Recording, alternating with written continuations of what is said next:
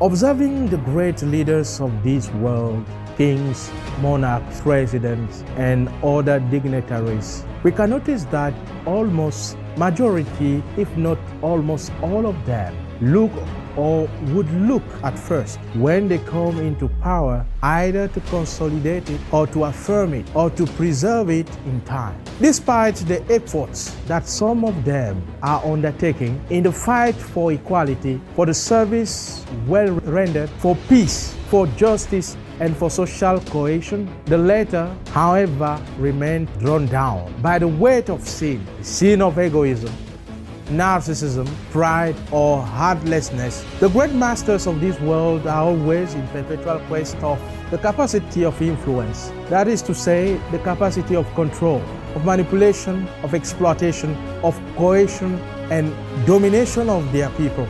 As a result, this can generate a resentment of anger, of dissatisfaction, of aggressive behaviors, or of open conflicts on the part of these people, as what we see emerging from the observations made on the global geo-socio-political arena of our time.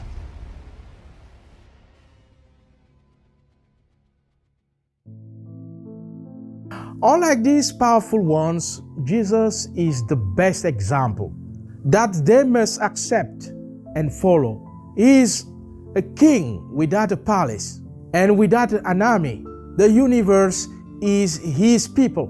Man's heart is his palace, and his army is that of believers. The power and the authority of Jesus are expressed through the respect of personal freedom of conscience and through fraternal correction. Jesus reigns by the law of love, compassion, and forgiveness. The compassion he has shown is the potency of the power of love liberated, of encouragement, hospitality, and resilience. Although being the central pillar, Jesus' kingship is not centralized. He wanted to share it with others, with us, by adopting us as his brothers and sisters through baptism, where we were raised to the dignity of God's children, but also to that of prophet, of priest, and king. The image of Christ, King of the universe, has two representations. That of Christ, Pantocrator, that is, Christ in all his majesty, all-powerful, and that of Christ, Doulos Patheos, that portrays Christ as the suffering servant